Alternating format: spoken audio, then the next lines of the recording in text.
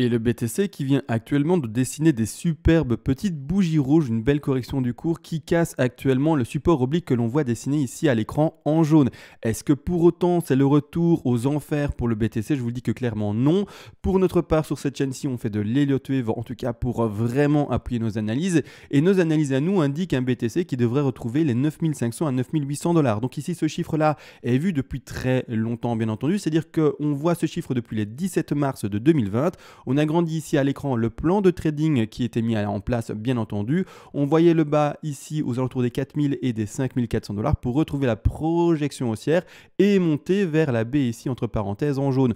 Pour le moment, on est à la moitié du chemin. On est aux alentours des 7200, 7400 $ pour les plus hauts connus durant la semaine précédente, voire même les jours précédents. Et pour le moment, bien, il faut comprendre une chose, c'est qu'on doit trouver l'espèce de forme finalement de serrure, la figure qui va se dessiner dans la A en parenthèse vers la B en parenthèse pour trouver cette figure-là et continuer à monter. Donc il faut comprendre que bien entendu, on ne va pas monter qu'avec des bougies qui sont vertes et uniquement vertes. Il y a toujours dans cette tendance, même si elle est à moyen court terme haussière, il y a également dans cette tendance haussière et bien, des bougies rouges qui vont se dessiner. Donc ici, une analyse qui date du 4 avril 2020 par exemple. Dans ce scénario haussier, on voyait également bien, cette flat se dessiner. Alors là, c'est des termes un peu plus complexes, mais il faut comprendre qu'on est bel et bien dans la direction ici en haut à droite des 9800 $ et qu'il faut pouvoir sous-diviser toutes les figures qui ont été montrées précédemment. Ici, c'est la sous-division. On aurait enfin terminé le sommet de cette sous-C et le sommet de cette A ici entre parenthèses pour enfin d'ailleurs connaître la correction actuelle qui irait rechercher les alentours des prix des 6000, 5900 $. On va être un peu plus précis durant cette vidéo parce qu'on a vraiment les bougies actuellement terminées et on n'est plus sur de la spéculation et donc on va regarder tout ça en vidéo. C'est un peu comme, vous le savez très bien, ce qu'on avait fait ensemble comme travail, c'est-à-dire que actuellement on chipote, ou alors c'est un terme un peu grossier que j'utilise, mais on essaye de trouver la forme de la serrure parfaite. Donc ici on repart sur une analyse du 2 février 2020 pour vous montrer en fait le résultat qu'on peut attendre et que l'on peut avoir. C'est-à-dire qu'en cette date-là du 2 février 2020, le cours à ce moment-là montait. C'est au moment où tout le monde pensait que c'était nouveau le bull run et qu'on avait connu le plus bas aux alentours des 6500 $, c'est 6400 $. Il y avait la hausse qui était vue, mais malgré tout, nous ensemble encore et toujours, on analysait tout ceci et on voyait un sommet, donc c'est le titre d'ailleurs de la vidéo à cette époque-là, des 10 500 $ objectif des boules. On voyait cet objectif-là de revente, c'est pour ça qu'il y a un rectangle rouge pour après descendre et réaller voir des plus bas. Par exemple ici 5000 et on a même été voir, vous le savez très bien, les 3900 $, voire même 4000 $, mais ça dépend encore une fois de l'échange que vous utilisez. Donc ici, clairement, c'est ce qu'on est occupé de faire en direct ensemble, c'est-à-dire analyser le cours, voir la hausse ici et pouvoir par après, quand tout le monde va penser que c'est de nouveau haussier et que c'est de nouveau to the moon, essayer de nouveau de revendre notre position telle on l'a fait précédemment. On va analyser ça, tout ça d'ailleurs ensemble durant cette vidéo aussi, mais malgré tout, encore et toujours une petite intro. Bonjour à tous et bienvenue aujourd'hui sur l'analyse du BTC face au dollar. On va l'analyser ensemble très précisément, mais comme toujours, avant je voulais remercier les dernières donations reçues. Vous le savez, ça permet de soutenir mon travail, le temps que je dépense à enregistrer les vidéos, à également les encoder, faire les miniatures, etc., etc. Merci à vous. Vous le savez, contre une donation pour aider le temps que j'investis dans cette chaîne YouTube, vous le savez bien, vous recevez en contrepartie, selon le palier de donation que vous atteignez, toutes les règles d'Elliott en français, c'est-à-dire tout ce qui va vous permettre de votre côté de faire la même chose, faire le même finalement travail de scénario moyen, long, voire même très long terme si vous le voulez, et également placer des stop loss, des take profit partiels et des points d'entrée de manière calculée et non plus de manière hasardeuse, donc créer des plans de trading et des plans d'investissement également. Et en plus de ça, au dernier palier, si vous le désirez, vous pouvez également demander une analyse, c'est-à-dire une expertise à la demande sur n'importe quel actif spéculatif, qu'il soit une crypto-monnaie ou pas, et je le ferai le plus rapidement possible en vidéo. Donc maintenant c'est parti, on analyse tout ça. Je rappelle vite le contexte global. Donc en fait, on est encore et toujours dans cette énorme ABC entre parenthèses en jaune qui est ici à l'écran. C'est-à-dire que pour moi, c'est une flat. On descend en 3 vagues baissières ici. Je les ai effacées pour avoir moins de choses à l'écran. Il faudra peut-être que je les réindique.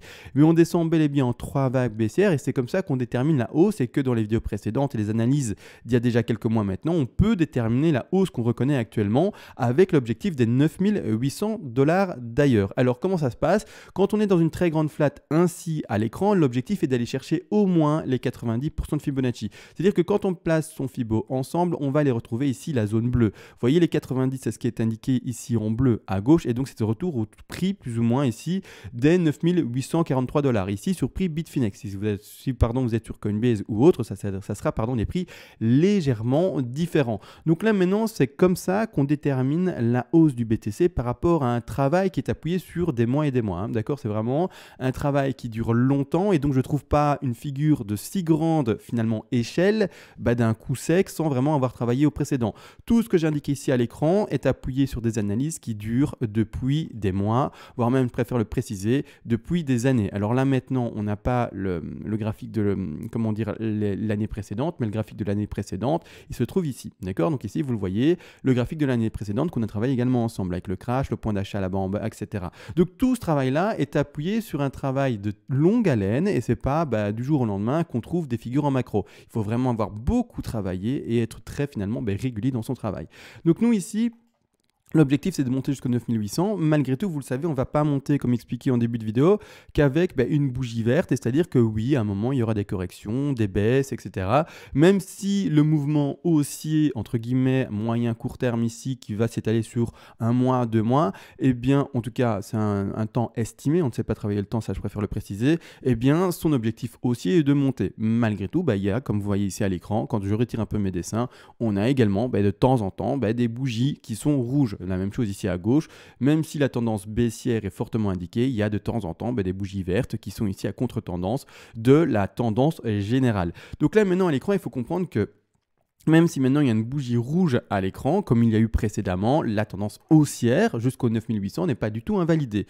Ceci, il faut comprendre que d'ailleurs, on le met dans un plan qui est plus large, et ce plan plus large, et d'ailleurs je vais mettre maintenant les grandes figures en macro de côté, comme ça elles ne nous gênent pas à l'écran de manière visuelle. Il faut comprendre que ceci est dans un plan beaucoup plus large. Ce plan plus large, on l'a vu également en début de vidéo, donc je ne vais pas le remontrer d'office, mais c'est une très grande WXY, premièrement ici en vert, WX et puis en Y qui monte. Je l'ai mise légèrement de retrait parce qu'on ne va pas forcément travailler celle-ci aujourd'hui. Ce qu'on va surtout travailler et surtout sur quoi on va s'arrêter maintenant et surtout du coup travailler, si j'arrive à parler français plus correctement maintenant, eh bien ce sont ces sous-vagues-là. Ces sous-vagues-là qui, de toute façon, sont déjà montrées, mais je vais vite les remontrer, n'empêche, sont déjà montrées ici depuis le 4 avril 2020, c'est-à-dire qu'on attend la hausse, valider une ABC ici, en l'occurrence en zigzag, puis après, revalider une baisse qui est occupée normalement de s'effectuer maintenant, et puis de retrouver un dernier rebond pour remonter vers les 9500, 9800 $. Donc ici, ce que je devrais indiquer à l'écran pour être complet, et donc compléter complètement ceci, c'est-à-dire rajouter à l'écran une vague qui est plus grande que ce qu'on connaît actuellement, et c'est-à-dire une vague qui, si j'arrive à le montrer correctement, va nous faire ceci. Je retire l'élément qui me gêne lors de la construction de la vague, faire une deuxième correction ici plutôt forte, et puis un dernier rebond comme vous le voyez ici. Je vais le mettre en une couleur assez flashy, je vais le mettre en rose. En rose, ça se voit très bien, et je vais également tout simplement du coup montrer les vagues. Donc ici, c'est à quoi je m'attends si on est bel et bien dans ce plan de trading. Ce plan de trading montré à l'écran ici est le plan de trading le plus probable. Malgré tout, il y a en seconde partie de vidéo un deuxième plan de trading toujours haussier vers le 9800, on ne met pas de côté les 9800, mais qui lui est plus pumpy et qui pourrait déjà pumper beaucoup plus rapidement et avoir une correction plus faible que d'aller là-bas en bas où j'ai mis mon bas de B. D'accord? Donc on va regarder ça en seconde partie de vidéo, mais c'est le scénario le moins probable. C'est pour ça qu'on regarde d'abord en première partie de vidéo le scénario, le plan de trading le plus probable. Donc ici, pour ma part, on devrait reconnaître donc une correction assez forte, étant donné que premièrement cette W vers cette X, cette X vers cette Y est en vert et donc doit être sous-divisée en 3 vagues. Et bien comme ces objectifs sont assez haussiers et déterminés par toutes les vagues de macro, et bien tout simplement également, on devrait retrouver comme dit les 9008, mais il faut y arriver. Donc pour y arriver, ces 3 premières vagues ne suffisent pas. Elles ne suffisent pas dans ce plan de trading là. Donc on doit trouver des vagues qui sont encore plus grandes et qui vont inclure ces petites vagues dans ces plus grandes vagues.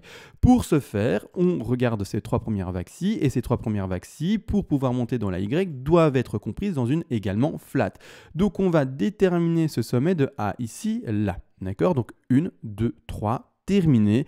Correction qui s'effectue maintenant. La correction d'une flat, eh bien, c'est d'aller normalement retrouver au moins les 90% de Fibonacci. Donc si on place ici le Fibonacci ensemble, que je reprends mon petit aimant et que je le place au sommet, que je vais ensuite à la racine, l'objectif baissier serait d'au moins aller rechercher ces 90% de Fibonacci. Donc là, nous avons un achat potentiel, vous l'aurez compris également, pour repasser en long, pour repasser à l'achat pour les traders. C'est-à-dire que ce que je vais faire ici à l'écran, c'est de mettre, comme je l'ai déjà fait dans des vidéos différentes pour ce plan-là, eh bien un petit rectangle vert. C'est une zone d'achat pour les traders. Attention, je ne parle pas aux investisseurs, je parle de long ou de short. Les investisseurs, ne vous sentez absolument pas concernés. Vos plans d'investissement n'ont rien à voir avec un plan de trading et ça, il faut le comprendre.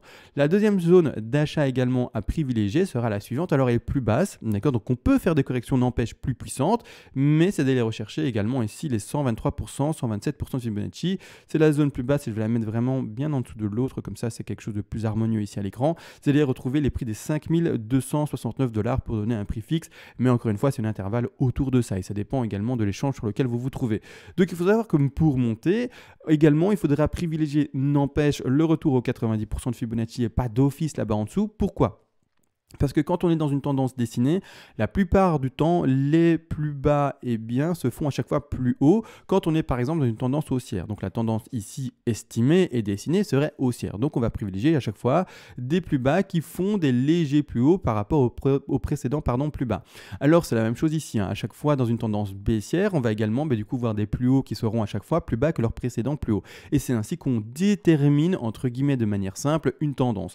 Ici, pour suivre cette règle simple entre guillemets, on va s'attendre, n'empêche, à chaque fois à des plus bas qui sont plus hauts que les précédents plus bas. Donc ici, si on va sur un graphique un peu plus simple, sur lequel on n'a pas, comme vous voyez ici, plein de dessins, donc on va retirer ici le support ici, on s'attend tout simplement, je vais les dessiner du coup, à des plus bas qui sont à chaque fois plus hauts, d'accord? Ici par exemple, et donc ici la baisse s'effectuera et on devrait retrouver normalement, comme vous voyez ici c'est mal dessiné, mais du coup eh bien des plus bas qui n'arriveraient pas à faire également forcément eh bien des plus bas et donc tout le temps soutenir cette vague haussière et cette tendance haussière sans forcément aller réindiquer des plus bas qui sont eh bien plus bas que les précédents plus bas. Donc ici j'espère que vous avez compris, pas facile avec tous ces plus bas qui sont énoncés, mais clairement on attend la tendance générale avec eh bien vraiment cette hausse significative de dessiner. Donc ici, c'est ce qu'on attend pour le scénario qui est haussier. C'est une correction n'empêche assez forte. Ici, clairement également,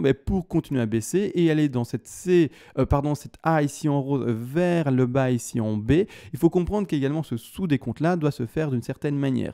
Ce sous-décompte ne peut pas se faire en 1, 2, 3, 4, 5 ou des choses comme ça. Il faut qu'il se fasse soit en A, B, C, D, E, soit également qu'il se fasse, sauf erreur de ma part, là j'ai un petit trou de mémoire parce que j'ai pas de notes ni rien, je dis tout par cœur, mais soit en ABC zigzag, ABC flat ou également en WXY. Alors la ABCDE en fait dans une flat je pense pas. C'est pour ça que la ABCDE dans une flat je ne pense pas, il faudrait que je regarde à nouveau mes notes.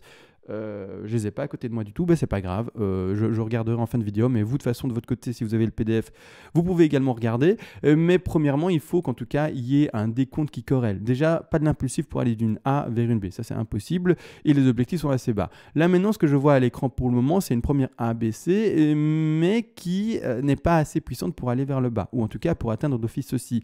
Donc je m'attends à une figure légèrement plus grande qui serait soit une ABC en flat, mais comme dit j'ai vraiment un questionnement là-dessus et je suis pas sûr qu'on puisse retrouver une flat dans une sous-division ici d'une A vers une B en flat, mais ça je regarderai dans mon PDF de toute manière. Mais par après en fait du coup je m'attends beaucoup plus à une WXY qui serait du coup, si je le mets en plus épais comme ça on le voit mieux, ceci, donc une W, un rebond de X et puis un retour en Y pour retrouver eh bien le bas de cette baisse-ci, d'accord? Donc vraiment je m'attends à une figure un peu plus grande que ce qu'on connaît actuellement. Maintenant encore une fois on laisse le BTC se développer, on pose nos figures dessus et après on les valide oui ou non. Donc pour le moment qu'est-ce que je vois à l'écran dans cette chute-là vers aux alentours des 5860 $. Qu'est-ce que j'attends ici et qu'est-ce que je peux lire actuellement à l'écran? Je lis ceci. Alors, je passe en horaire pour pouvoir le dessiner de manière un peu plus propre, un peu plus correcte. Je lis pour le moment une première flat, d'accord, ici, qui est indiquée en orange, A, B, et puis après une dernière vague actuellement de C, qui est occupée d'ailleurs de se dessiner à l'écran. Et clairement, une fois qu'on aura fini eh bien, cette vague de baisse ici, on retrouvera pour ma part le rebond que vous vous avez vu en X. Là également à l'écran, ce que l'on peut voir dans cette B vers cette dernière C en orange, eh bien c'est une sous-division en 5 vagues. Pour le moment, ce que je vois, c'est ceci. Alors premièrement, pour faire ceci, on part à la racine. Je suis désolé de tous les dessins qu'il y a à l'écran, et d'ailleurs depuis le début que j'ai commencé à enregistrer la vidéo, j'ai l'impression que je suis brouillon, mais c'est pas grave vu que je fais des vidéos de façon presque tous les jours, quotidiennement sur le BTC. Si c'était trop brouillon aujourd'hui, je me reprendrai demain et ça sera moins brouillon parce que de toute façon il faudra reparler des figures qu'on voit aujourd'hui. Mais donc je pars à la racine, je vais en bas de 1, je vais en sommet de 2 et je regarde les objectifs qui ont été cherchés la 3. La 3 qui est indiquée ici en bleu. Je vais mettre un degré un peu plus grand, voire même fortement plus grand pour qu'on puisse vraiment bien le lire. L'objectif ici, baissier de la 3, c'est d'aller rechercher, s'il arrive à nouveau à articuler, les 161,8, les 261,8 et les 423,6% de Fibonacci de manière générale. De manière plus rare, on a les 200 et les 361,8% de Fibonacci. Ici à l'écran, on a été chercher, il faut le comprendre, les 423,6% de Fibonacci. Donc ici, parfait comme objectif de 3, beau petit rebond de 4, et puis maintenant on réécrase tout pour réindiquer le bas d'une 5. Donc pour le moment, tout se dessine à la perfection à l'écran pour une impulsive baissière et pour terminer cette dernière vague de A, B et C en orange. Donc là actuellement, d'ailleurs je suis un peu curieux de revoir le rebond qu'a refait la 4. La 4, je rappelle également tous les objectifs, c'est d'aller rechercher normalement les 23,6, les 38,2 et les 50% de Fibonacci. Si on regarde quel est le rebond qu'il nous a effectué, je place ceci ainsi. On a été rechercher une 4 assez faible, on a été rechercher une 4 qui a été entre les 23,6 et les 38,2, vraiment pas très fort comme rebond, mais malgré tout c'est que la correction ou plutôt l'intensité baissière est plutôt forte, c'est que du coup il y a des gens qui appuient et qui vendent et qui vendent et qui vendent, et que même les petits rebonds se font malheureusement avec très peu d'intensité. Malgré tout, ça ne change rien. On va regarder les objectifs baissiers pour retrouver ce bas de 5. Les objectifs d'une 5, je les rappelle, quand on est dans une 3 en extension, bien entendu, sont d'aller rechercher tout simplement les 100, les 161,8 et les 261,8% de Fibonacci. Pour ce faire, je place mon Fibo, je vais au bas de 4 comme toujours et encore, et on regarde tout simplement les objectifs. Objectifs ont été donnés 100. Ils ont déjà été dépassés. Donc c'est ici à l'écran la ligne grise qui sont les 6 888 $. Ils sont dépassés, c'est pas grave, on n'en parle plus. Le deuxième objectif également, ce sont ici à l'écran les 161,8% de Fibonacci qui étaient du coup les 6 822 $. Également dépassés, on n'en parle plus. Le dernier objectif entendu, ce sont les 261,8% de Fibonacci qui sont ici à l'écran et qui sont les 7000, pas les 7000 pardon, mais les 6 713 $. Donc l'objectif pour la fin de cette session, eh bien c'est la zone que je vais montrer ici à l'écran. D'accord? Donc en tout cas, maintenant on observe, on regarde où est-ce qu'on en est, etc. Et il y a pour ce faire du coup un petit trade à jouer pour ceux qui voudraient le jouer dans cette zone-là. D'accord? Maintenant encore une fois, à vous de voir. Ici, si vous faites un trade là, c'est pas du c'est pas du swing trading sur plusieurs semaines, voire plusieurs jours. C'est vraiment du intraday et c'est vraiment finalement presque du scalp. Ça dépend si vous le jouez en minutes. Si vous le jouez en horaire, on arrive quand même tout doucement à passer en du swing trading en horaire. Malgré tout, l'objectif baissier pour cette vague-ci, c'est d'aller au moins rechercher les 6700, allez, 713, 715 $ sur les prix de Bitfinex. Une fois qu'on aura validé ceci, et il faut comprendre qu'également, malheureusement, entre guillemets, il y a des extensions, et si le cours le voulait, il faisait une extension sur la 5. Mais théoriquement, l'objectif majeur, c'est d'aller retrouver ce petit rectangle vert. Une fois que pour ma part, j'aurai à l'écran dessiné un BTC qui aura fait ça, et qu'en plus de ça, il aura bel et bien fait un rebond, et qu'il aura fait du coup un petit rebond, je vais le symboliser avec une petite flèche jaune qui aura fait un petit rebond, je vais valider la fin de ma ABC d'office, mais par contre, je vais continuer à inclure ceci comme indiqué dans une WXY. La WXY, on va juste, comme montré déjà, la dessiner, mais il faut comprendre une chose, c'est que cette WX et puis par rapport et puis par après Y, pour ma part, sera encore une fois ce dans quoi il faudra privilégier le dessin du BTC, et bien toujours et encore d'ailleurs privilégier la baisse de celui-ci. Malgré tout, pourquoi est-ce que je dis qu'il faut privilégier ça? C'est parce qu'à côté, il y a un plan pour le moment annexe potentiel qui verrait un pump du BTC beaucoup plus rapide. Alors je dis qu'il est potentiel et annexe parce que tout simplement, il n'est vraiment pas à privilégier. Ici, il faut comprendre une chose, c'est que la première vague ici indiquée à l'écran, que je vais maintenant mettre en visible, et donc du coup en beaucoup plus épais, qui monte en 5 vagues, mais qui monte en ending diagonale. Une ending diagonale, comme on l'a fait, comme on l'a analysé précédemment ici, d'accord? Donc ici c'est une ending diagonale également, donc je vais la mettre en visible. Du coup, je vais essayer de la prendre. Non, là, je suis pas bon. Ici, ici. Donc là, je vais mettre en épais et la montrer également.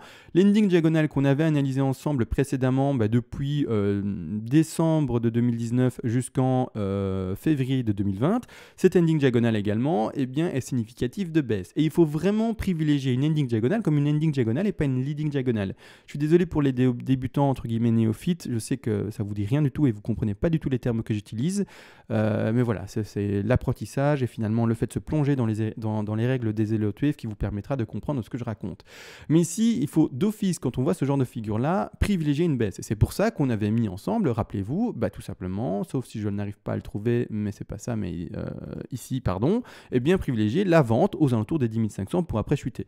Parce qu'on avait ensemble identifié une ending diagonale d'une baie vers une C en jaune et puis après la chute. Vous le savez, après on a eu la chute, etc., qu'on connaît actuellement, d'accord, qu'on voit ici à droite. Malgré tout, ici, on retrouve en fait la même chose, c'est-à-dire que pour moi, on est dans une ending diagonale ici, indiqué en bleu, et je ne vais pas privilégier un scénario haussier maintenant. C'est-à-dire que malgré tout, je vais vous le dessiner, mais ce n'est pas ce qu'il faut privilégier. Donc ici, je vais essayer de le dessiner sur ce graphique-ci, comme ça vous êtes au courant que ça existe, mais ce n'est pas du tout ce qu'il faut privilégier. Ou alors, je vais le dessiner sur un autre graphique plus simple, en fait, qui est ici. Je vais du coup retirer tous les petits gribouillis que j'ai fait d'enfant. Hop, je retire ici. Hop, hop, et hop. Voilà, donc la ending diagonale, pas compliqué à identifier, elle était ici et elle est toujours là d'ailleurs, elle n'a pas changé de place, elle est ici, d'accord? Donc la ending, on va vite la dessiner en 1, 2, 3, 4, 5, comme ça, c'est fait également, une, d'accord? Non, pas là, excusez-moi, pas là, hop, elle est ici à partir d'ici, donc ici on part en 1, on part en 2, on part en 3, on part en bas, ici j'ai toujours eu du mal, ici la 4 là, pardon, et puis on part en 5, d'accord? Donc là, ending diagonale, donc 1, 2, 3, 4, 5, la 4 transperce, ça met 1, etc., etc. Là-dessus, on est d'accord.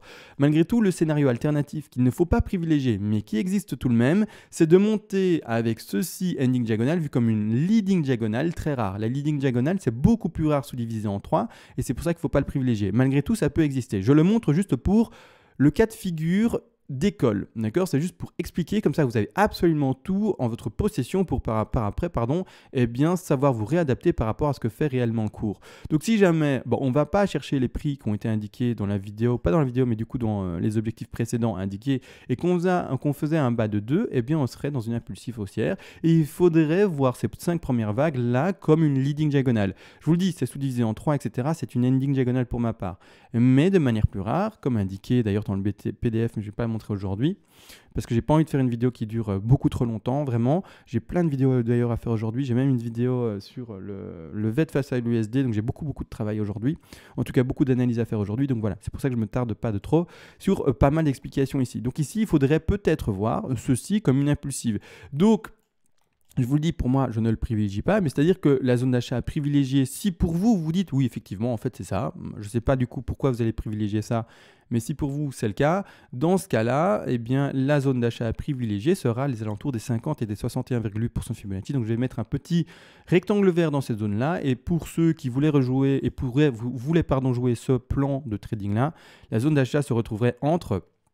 Prix, ici je précise sur Bitstamp, donc regardez sur vos échanges plus précis à combien vous êtes, mais entre les 6 659 $ et un peu plus bas ici, les 6 470 $. Donc ici, la zone d'achat à privilégier si vous partez vraiment là-dedans, d'accord? Ceci d'ailleurs, et cette impulsive-là, aura encore et toujours comme objectif les 9008, donc il ne faut pas se tromper non plus, on ne change pas de scénario pour autant. Là, ce qu'on fait maintenant, c'est trouver la forme de serrure pour pouvoir introduire notre clé parfaitement et se dire, ok, on a trouvé toute la figure parfaite et qui nous permet du coup d'enfin valider, il faut le comprendre, d'enfin valider le sommet de la baie ici qui est en jaune et tout simplement indiqué ici.